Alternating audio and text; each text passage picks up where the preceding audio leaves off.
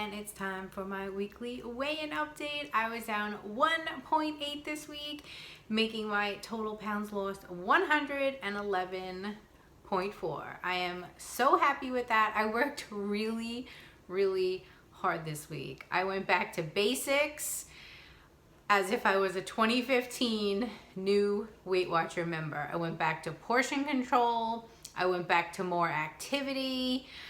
I spoke to one of my amazing friends and we were just talking about, what was going on and why I was struggling so much. And I realized I was overdoing, aside from,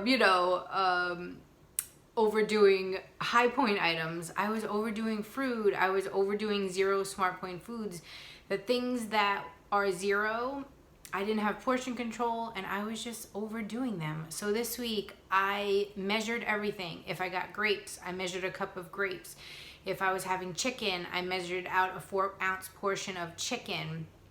I limited my Greek yogurt. I'm a huge fan of non-fat Greek yogurt. I put it in everything, my eggs, my oatmeal.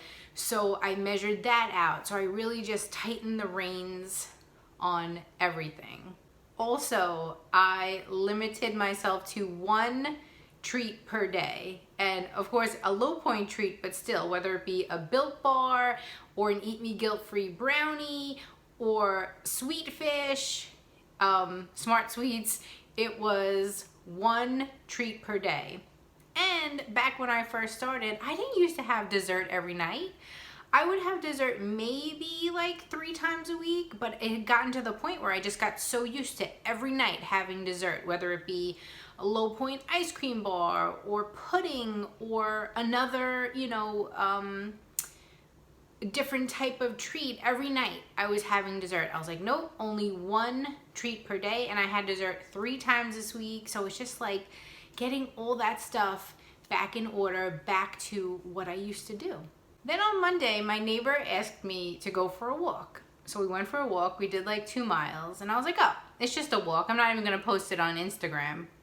And I'm like, no, it's a walk. Back when I first started, I used to walk all the time. I've had a Fitbit since like 2013 or 2012, I think. And I used to have step goals and I would walk so much and do activities so much. So I was like, no, that walk counts. Back when I first started, I was celebrating my 2-mile walk. And then the next day I went for a walk and I just added more activity, just walking activity. So that helped as well on top of my other activity. Last night, I got the June award on my Apple Watch for having 16 workouts in June.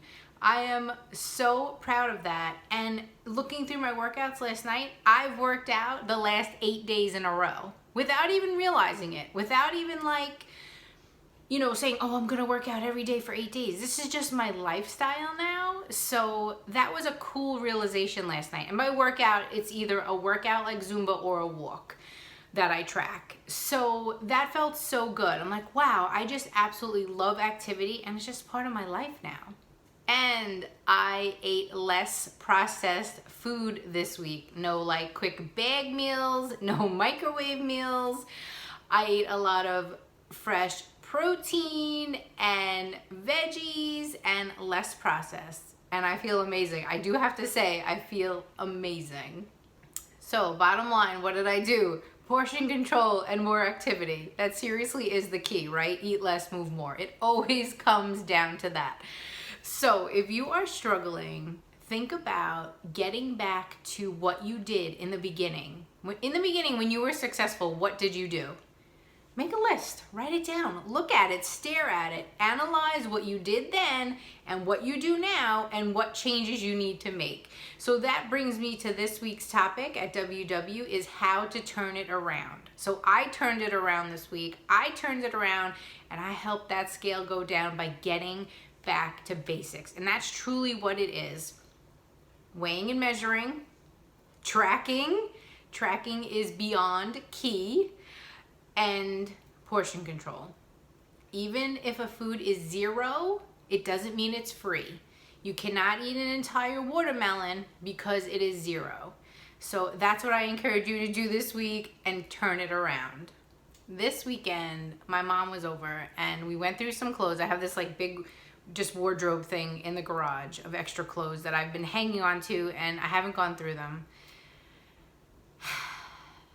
I found a size of my size 24 black dress pants that I used to wear all the time. Let me show you. It's kind of hard to see. I'm gonna put in a picture, but yes, these were my pants. These were the pants that I used to wear. I used to work a lot of events and black pants and like a blazer or a jacket were my go-to. And whew.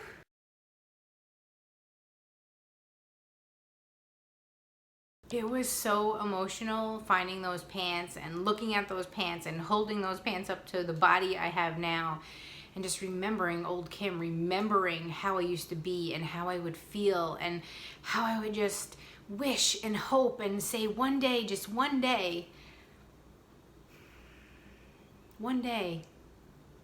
I want to lose 100 pounds.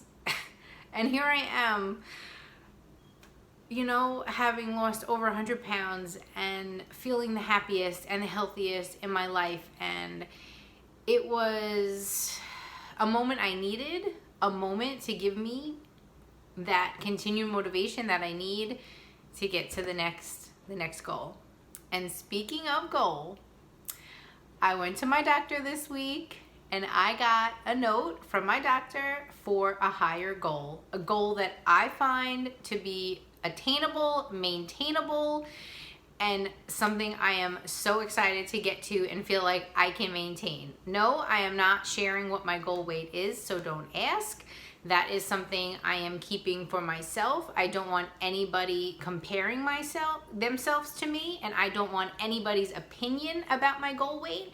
As long as my doctor thinks it's okay and I think it's okay, that's what I'm gonna do.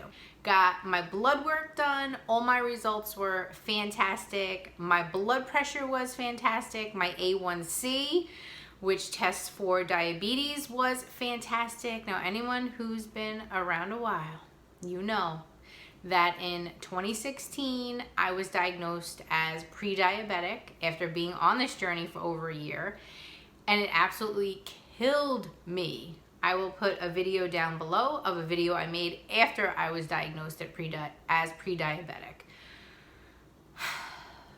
So to get the results from the doctor that I'm still doing fantastic, not pre-diabetic, is just like confirmation for everything that I do. As hard as I work, it is all worth it for my health and my longevity, and to be around for as long as I possibly can for my daughter.